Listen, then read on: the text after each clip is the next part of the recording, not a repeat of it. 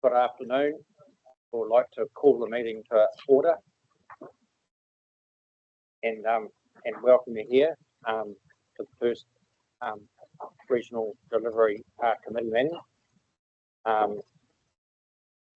As chair, ultimately, I guess my goal is to strengthen the alliances across all the committees that under this new structure, thereby enhancing the effectiveness and cohesion of our organisation, and I guess working together with my three core service, what I call now quarterly course counselling or core services, Claire, Ian, and Joe, that we can make a difference to this organisation and go forward and achieve some positive outcomes. So I call for apologies.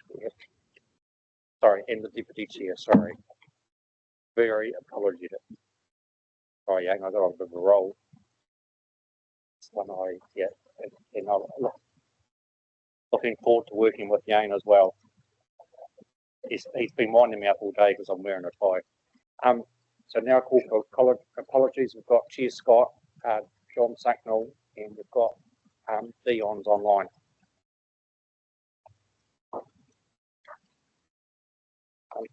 Conflicts of interest. Has anyone got any conflicts of interest to declare today's agenda? If not, we move on. Public forums, deputations, and petitions. There are no requests for public forums, deputation, or petitions today. Is there any extraordinary or urgent business? Okay. Is there any notices of motion? We'll now move on to item 7.1,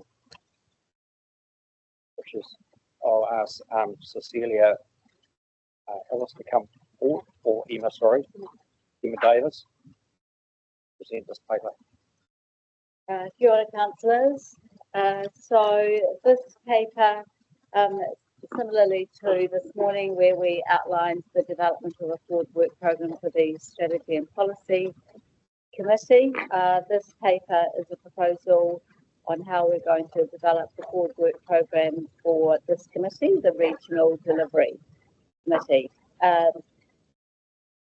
The focus of this is really to be very integrated together with the Strategy and Policy Committee. We heard this morning about the importance of the integration between strategy and delivery. So the forward work programme development provides that look to the future and the instrument for really planning a strategic agenda that brings that work together. It also provides a key tool for prioritisation of the work that the Regional Council has to do ahead of it. There are a number of items that we're starting to pull together, which will form the basis of regular reporting to this committee. Some of that will be we're proposing a quarterly rhythm. Some of it will be 6 monthly, and some of it will be around the sort of annual. So we're working through that, and the work to develop this forward work programme will continue with input from across the organisation and discussions with the chair and deputy chair and director, and also the three core service leads. So it's quite a broad topics there that are presented, and that's an example of some of those that we will then present in the final version, or in the version that will come to the committee for endorsement in October. Recognising that we're doing the planning, but it will also very much need to be a living document and have that agility to incorporate things as they come up. But it's intended to sort of be the foundational planning work programme for this committee and the direction it's taken. Thanks, Emma. Are there any questions of clarification? Genevieve? Thanks again, Emma. Just with regards to page, wrong glasses on today, I'm sorry. Page 10, number 17, yeah. When you talk about a living document, with regards to, reprioritise and trade-offs, my alarm bells are going off, and I I guess, is there a particular things like that, or what are we referring to? Sorry. Look, we haven't thought about any specific items now that we would be trading on. This will be supported by a schedule of briefings and workshops as well. And so we will be wanting to align the committee papers and the stuff that we bring to this committee then with, the workshops and briefings. So it's to give that forward visibility, but we recognise that there'll be times where there's sort of an urgency of a matter that comes, but that will be in full discussion and all the information presented to council to be involved with that decision making and reprioritisation. No. Can I take you to page 10, please? Look, this is actually just a kind of a formal observation first, and then a question which I would think has already been answered in our meeting this morning of the Strategy and Policy Committee in regards to engagement, significance and Māori participation. So my observation there was that just to highlight the reaffirmation of the way that the Regional Delivery Committee will work in partnership with Ngāi. So that's an observation. I want to highlight that. And the other one I would think would be the same answer, because the two, your 2021, 1920 mirror exactly. And so the uniformity there, and I would think that the specific external engagement and also internal engagement, those vehicles would be Haerenga and then also Karakia.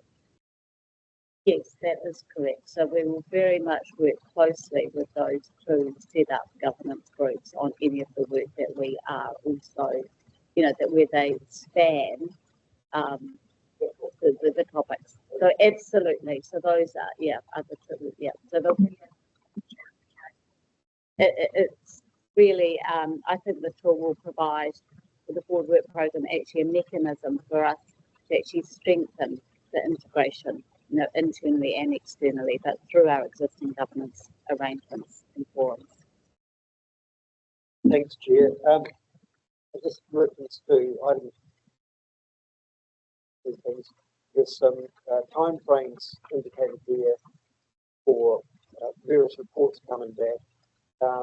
And I particularly note the catch strength and the biosecurity, rivers and hazards for quarterly or annual reports.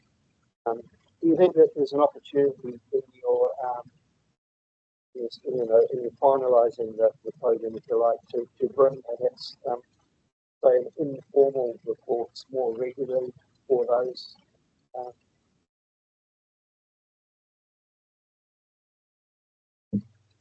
I think we really want to base it on sort of almost take a needs analysis. And so where it's necessary and we would want to be providing informal updates, we will look to do that. And we need to work through the sort of the rhythm as well, and balance that with the work that we're doing and when it's time need to update the committee on that. So we'll work through that. But I think we'll think about some principles as the basis for that, but I think it's really on a sort of a needs basis that would be a good way to look at it. Councillor Mihi. Thank you, Mr. Chair. I noticed that biodiversity and sort of working with our community doesn't seem to be anything to do with the regional delivery, and I just wondered what was going on. But with some bit more specifically, I noticed that we've withdrawn most of the funding for the Balanced Farming of the Year Award project, and the explanation has been the cut in the budget. At the same time, I noticed over the weekend the Post Environment Canterbury Facebook post saying that we're starting a new award and asking for applicants for that award. So I wondered how that was. And in reflection to that, talking to people who've been involved in Balanced Farming of the Year Awards, they were wondering, they've asked me to question whether in fact the council's withdrawal or reduction in the funding to that is a discomfort that the councils might have in highlighting the fact that farmers are aspiring and achieving to significantly beneficial outcomes for the environment, or is it just a case of shooting itself in the foot?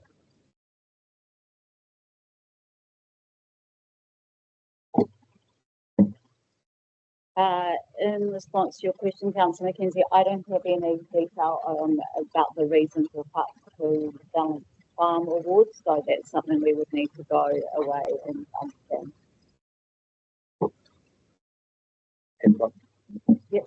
Through you, Chair, thank you. I mean, I can answer around the Balanced Farm Awards, which is the information that we've given out to council already, in terms of the amount of money that we were putting out for sponsorships and support of different awards. We've had to look right across the board. So you may recall, as part of the LTP, we took a $2 million bucket approximately down to a $1 million bucket, which meant that we had to save money out of a number of different places. And so that was one of the places where that support went from $30,000 down to $10,000. So we still value those awards, and we're still part of those awards. It's just the quantum that's been put towards them, and no, nothing to do with any other decision-making processes other than purely financial.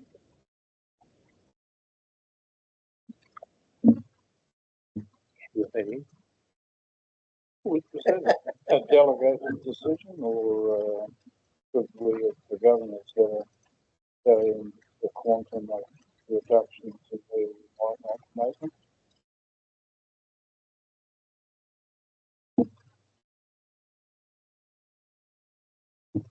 Kathleen, did you have any further information about that?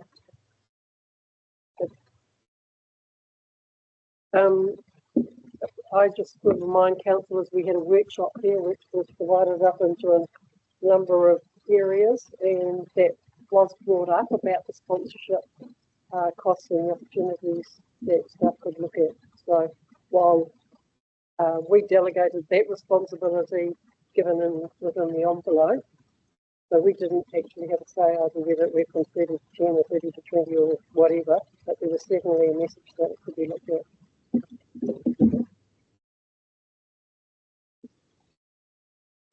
Great.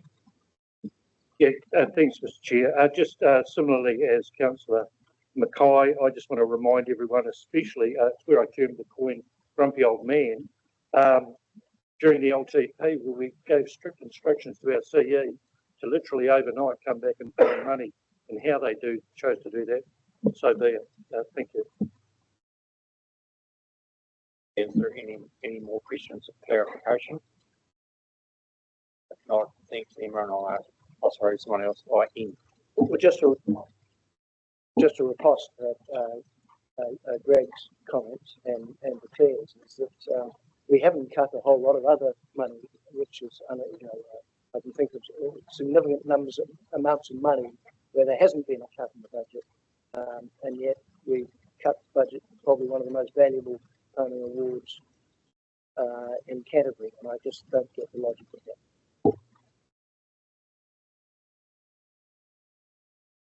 Craig.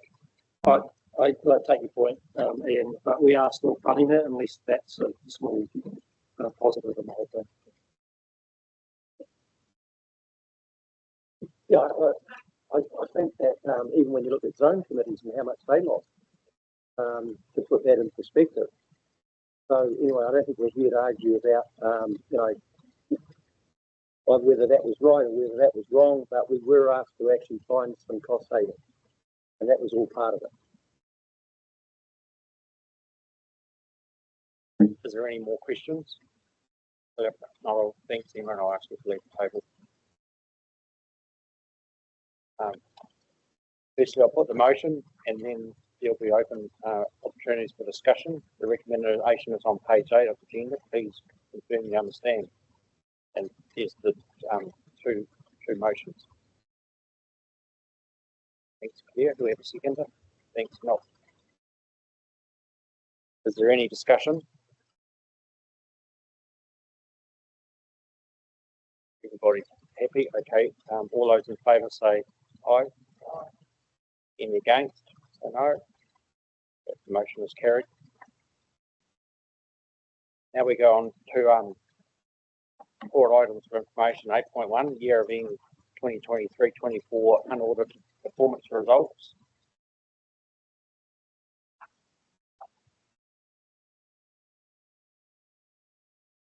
I ask Carmen Marsh and Brian Elliott, can you please come to the table?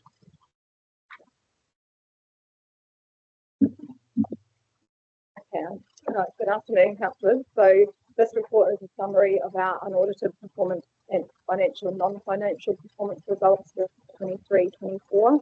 I'll very briefly speak to the non-financial performance results and then hand to Brian around the financial performance, and then I'll give you a quick update on the next steps for this work. So for our non-financial performance results, where we are at the moment, show that 90% of our levels of service were achieved for the year. This compares to 75% for the previous year and 63% for the year before that. For our levels of service target, 95% are achieved. In our year report, we are still monitoring 30 different key initiatives across the organisation, 34 different key initiatives across the organisation, of which 30 are on track for we are continuing to monitor. I'll pass it to Brian, you can say something about the financials. Obviously, from the report, it was a very successful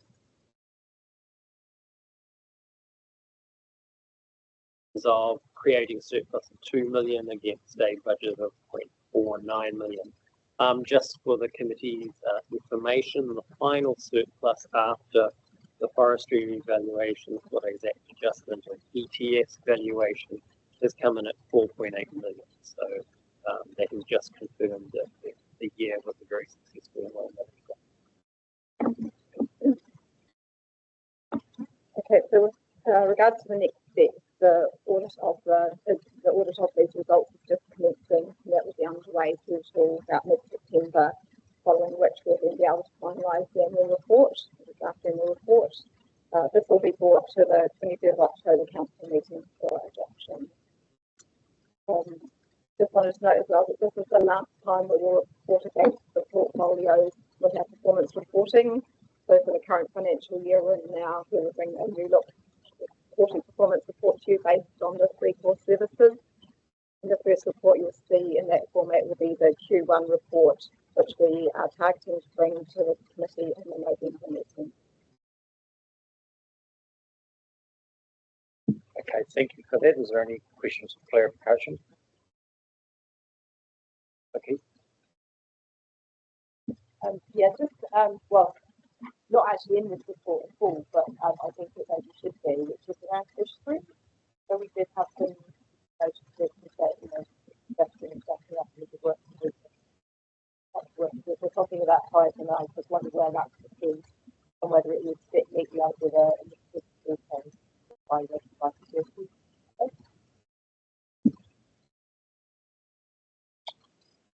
Through the chair, I think there are a few questions asked earlier on the agenda around some of these sorts of matters, and I'm going to introduce Jen Rochefort, which is down there. She's our compliance manager, and she's been in the role for around 6 months, something like that. You may know her because she's been at Environment Canterbury for a number of years. I'm going to get her to answer that question.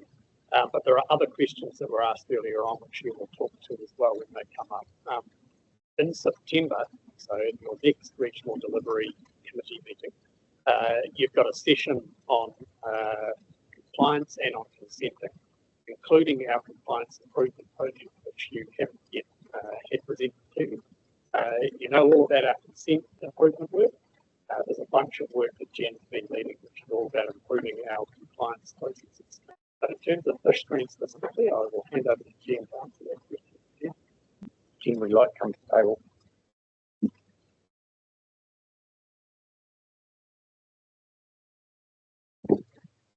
Kia ora, Jennifer Rochefort. It's nice to be in front of you all.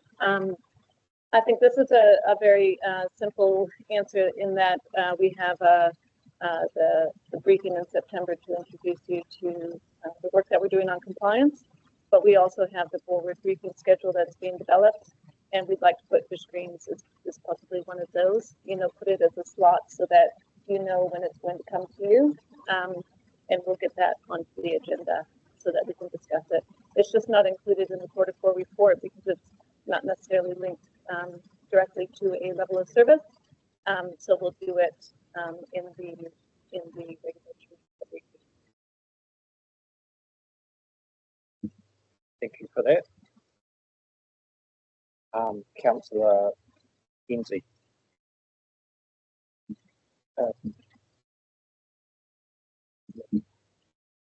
Under 11, target 11.1, delivering work programs with catchment-based partnership projects.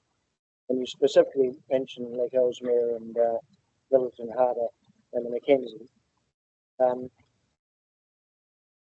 Are they the only catchment-based partnership projects recognised by this council, or are we recognising other ones that we have been partnering with the local communities, such as the Transact-to Recharge project in the Hines Plains, and which was a partnership between the District Council, the Regional Council, and the local community of Ranawhenua. But there's no progress updates, and I would have thought, in fact, if it was included, the unaudited year-end status would be failed or not reaching target rather than achieved.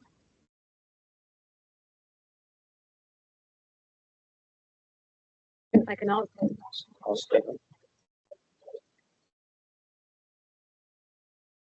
Through the chair. So you're right, Council, there are other catchment-based initiatives. This doesn't capture all of them. This captures the ones where we're in partnership with our partner, which is up to the river. Those are the examples that are reflected in the level of service here. But there are absolutely others, and we are working in partnership with a whole range of agencies, catchment care groups and things, and this doesn't reflect all of them. Okay, thank you, Councillor Mackay. Thank you. I just want to go back to the final financial performance, which is under, what is it, point 13. That's a table on top of 15. We obviously went in with a budget to collect from our ratepayers and other revenue of 282 mil, plus a bit, and an expenditure of a similar amount. But the year end had a nice whopping extra 10 mil plus in it, and we spent that 10 mil extra. Where was those decisions made, and what was that extra expenditure on? It just seems to me that that would have been a perfect opportunity to have stuck within our budget of our annual plan, and perhaps pop up our reserves, which desperately need popping up. And unfortunately, the papers that are attached to this only just talk about the year-end forecast without the budget. So I need to give that comparison. Yes, the difference is fundamentally that during the year we keep getting additional grant funding from people like MPI, etc. And of course, that's almost 100% offset by work and cost. So as you pointed out, it's basically from the top line and the bottom line as well. Yeah, that's what it is. Supplementary comment, thank you. So you can confirm that that extra 11.84, well, whatever it is, something like that, that is actually all from grants. Yes, that's correct. Councillor Pauling. Yeah, just a few things, some things I'd like to see sort of updated in the future. The underwater land, the Mātauranga Māori work would be great to see some next steps. So in the future RTC vetting, that'd be great. And also the Otu Wharikai stuff like has been raised earlier. I think that's really important. And as raised in this strategy and policy committee, just the CBS stuff, the biodiversity strategy, but I think we'll leave that to the other committee. I think it's important to keep on that. But a question I had was around the compliance information there, and just an update on that in the future, because I know 28% sort of non-compliance, but I understand that some of that will be minor versus major, but just be good to have a breakdown of that at a future meeting about the types and locations and the seriousness of that and what we're doing about them would be great. Thank you. Is there any more questions or clarification? Councillor Edge. Through you, Chair.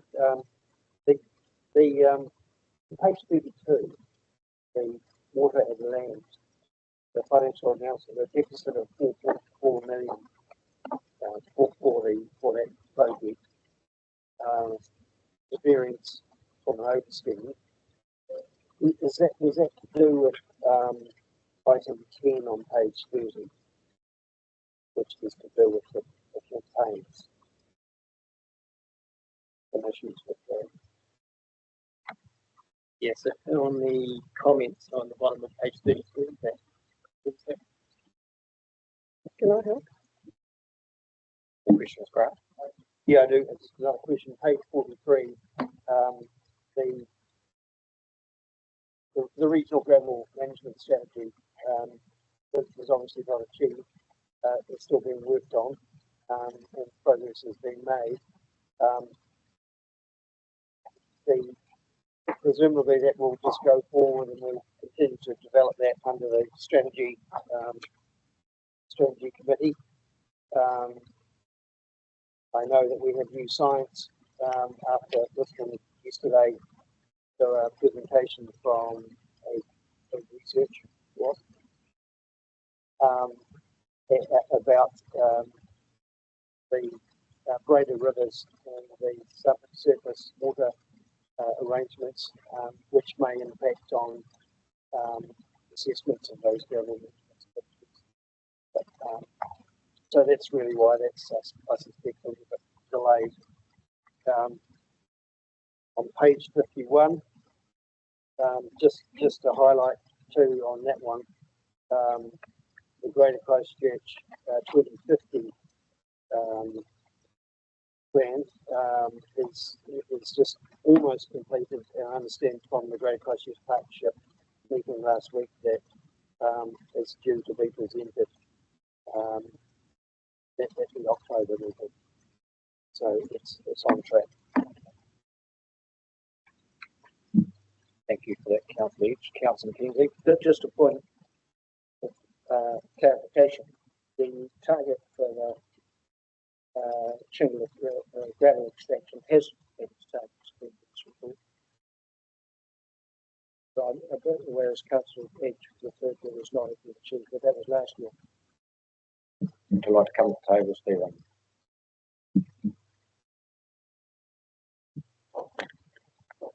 Through the chair, in terms of the gravel management strategy, Councillor Mackenzie is correct.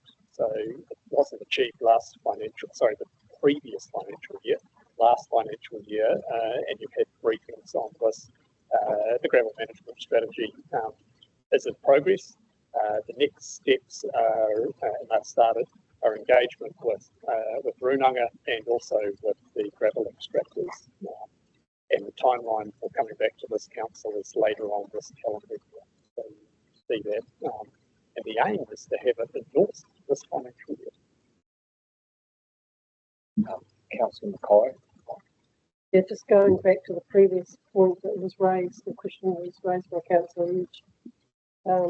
Looking at the deficit, the annual plan actually did have a deficit already recorded in. So we knew we were looking at a 5.5 mil deficit on that portfolio on the annual plan.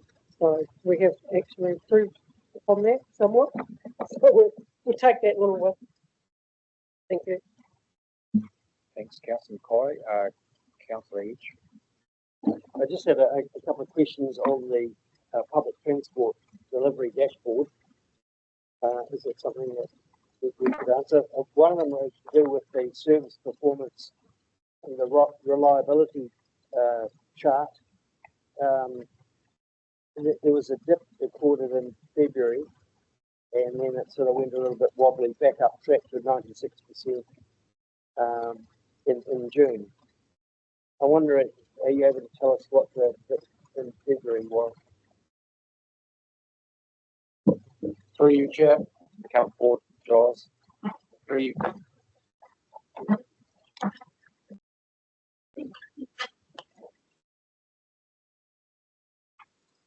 Stephen, you can leave the page, what? Through you, Chair. The dip in February occurs every year due to the start of the new school year. And as you'll see from the scale of the graph and the recording of the performance, it has actually only dropped by 2 or 3 percentage points, and we will achieve the target at year end.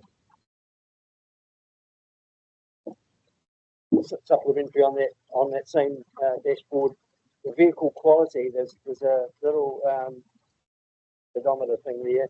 Which looks at vehicle quality for interior. I presume that's the interior of the buses. Do you have any idea of what the main issues were for that? So again, if you look at the scale that's presented between 7.5 and 9 on the whole speedometer, and whilst the exterior quality score is obviously on the speedometer rating higher, it actually is not. It's only less than half a point higher, and actually we're satisfied with the overall quality scores in both interior and exterior. Carry on, Chair. Hopefully for these dashboards. On that same page, the public transport reserves. Am I right in saying that the reserves in PT are 14.39 million, or were at the end of June? Is that correct? That is correct. Yep. Presumably, going forward, that's some finance that could be used for the purposes of public transport.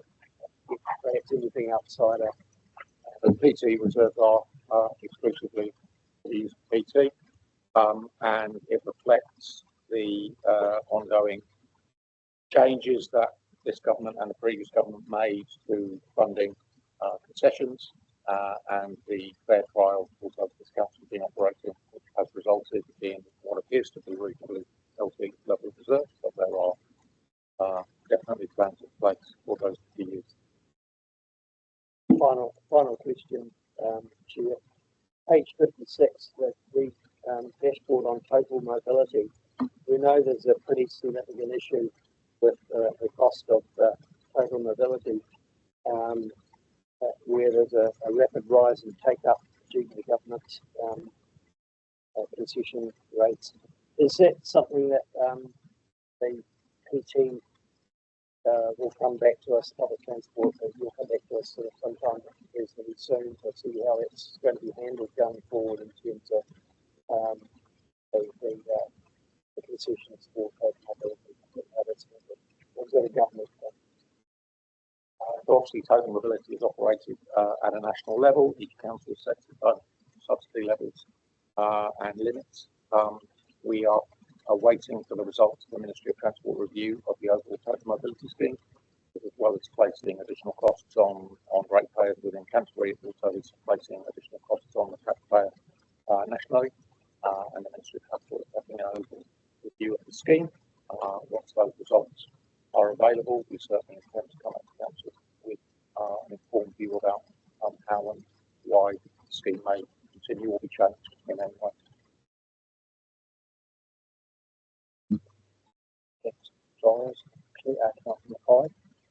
Thank you very much. I'll just continue on around the dashboards that I do really like.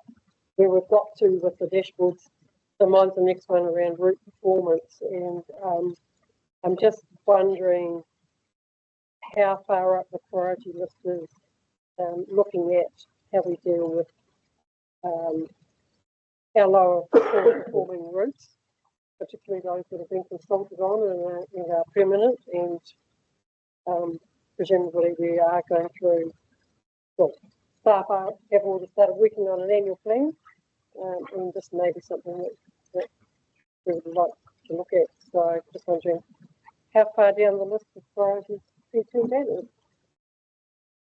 So thank you, Councillor, through you, Chair. As councillors will be aware, we recently ended the trial on the Leedston 87 route due to its poor performance, and it was our highest subsidy route previously. I think it was somewhere in the order of $36 or $37 per trip. When we've got the results of the funding from NZTA on the NLTP, on the transport plan, we will be consolidating that and bringing briefings back to council on what are the options in the context of delivering the programme or the existing services and the future changes that council wants to achieve within the financial envelopes that are available. Clearly, part of that will need to be a conversation about whether spread the funding across multiple routes or focus on delivering better service to our fewer routes. And that's a conversation clearly the council will need to have. We're certainly preparing that service. Councillor McKenzie. Thank you, Mr. Chair, and I apologise. I realise I'm working off a different copy of the agenda than anybody else, and my page numbers are wrong. So I won't refer to that. But at the back of the Climate Change and Community Resilience report, it talks about the NFU-funded nature-based solutions project. And my question really is, and Stephen, I can come up to this, but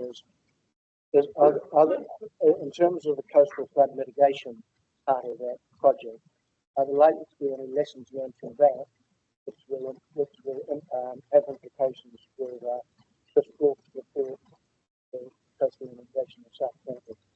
And is there likely to be any benefit? Yeah, if there is a likely benefit, in terms of making decisions on what actions might be required, should we be waiting for this project to be completed or not? I'll ask you to come forward, Stephen. Through the chair, thanks, councillor. Look, I think that there may be, but running the two in parallel, I think there's no harm in that at all. I think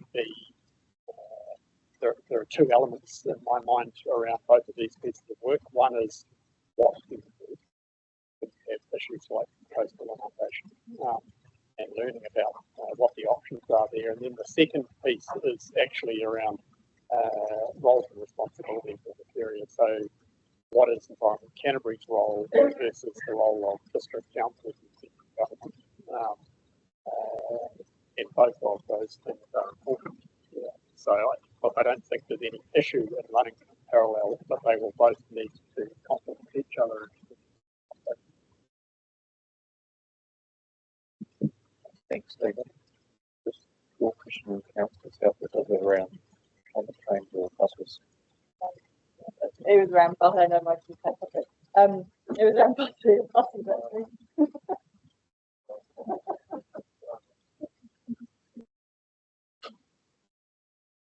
Oh.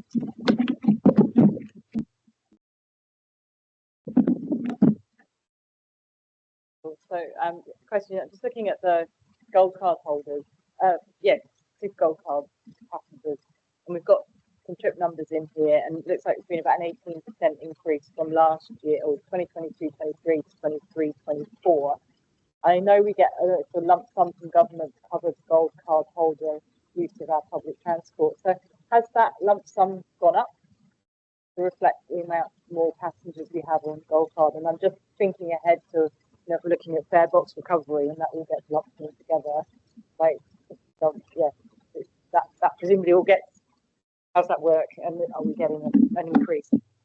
Don't have that information to hand, councillor. I'll have to come back to you. But certainly it's an active conversation in the context of fare box recovery, the national ticketing solution, and the way in which NZTA has changed the way in which fare box recovery is calculated, so that it will, at a headline level, look like our fare box recovery is lower than the way in which it historically recovered it or calculated it, even though the actual amount was tracked.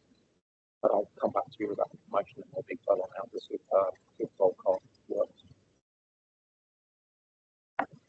Well, Giles is at the table. Is there any questions on public transport? So, say our staff aren't like yo-yos.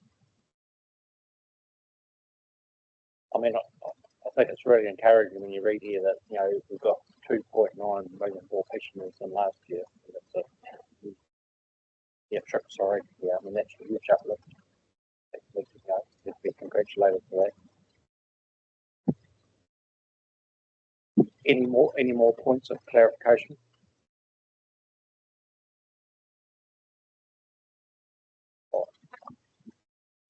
If not, I'll ask Carmen and Brian to lead the table. Thank you.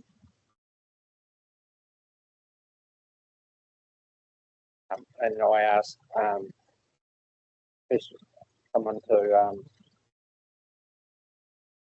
the recommendation is on page 12, the agenda, and I ask someone to move that we accept this motion, these motions. Thanks, Councillor Eads, for the seconder. Thanks, Councillor McKenzie.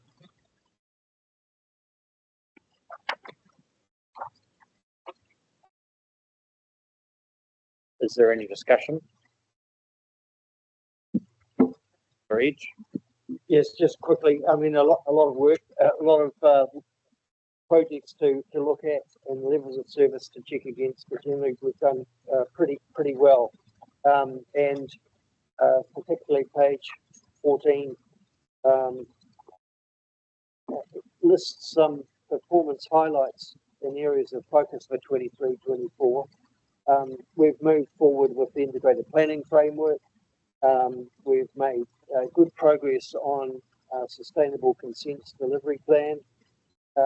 The 2021 flood recovery program and all the work that's required for that it has been completed.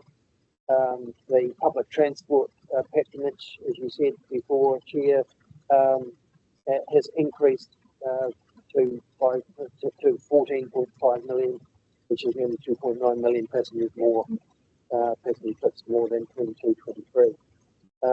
And also completing the Banks Peninsula subtidal habitats and ecosystems photographic survey, which is going to provide some excellent information for our coastal planning. And also good progress on controlling the wild conifers and wallabies in South Canterbury, which is pretty important, and a growing problem, but yeah, at least we're keeping under control with it. And the Canterbury Water Management Strategy Zone Committees, people working out there voluntary basis, and the action plans, 63 projects completed. They do a lot of great work on the ground. So yeah, just those are some of the highlights through the year. But generally, staff have done really well, and the whole of the organisation to produce things right across Canterbury. So good work. Thanks, Councillor Each. I'd just like to echo the same thoughts. Have you got any comments, Councillor Kennedy? Okay, then is there any more discussion?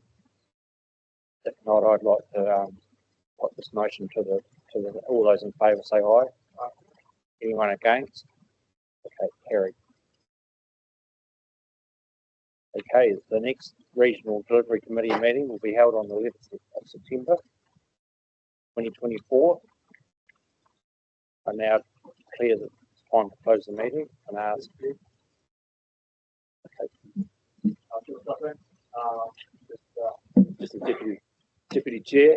I'm really looking forward to being part of the Regional Delivery Committee as deputy chair, especially working with you, Councillor Ward, as the chair, and of course our director, Kathleen, and of course our core leads from public transport, Councillor Davies, environment regulation and protection, Councillor Mackay, and of course, not least from the community preparedness and response to hazards, Councillor McKenzie, working together just to develop our board program, looking at setting the agendas, and then looking at what groups we need to form moving forward, because I know that the core leads are really looking at that. So working as a team to look at that. So on behalf, just being the deputy chair, I'm really looking forward to working with him. So back over to you, Chair.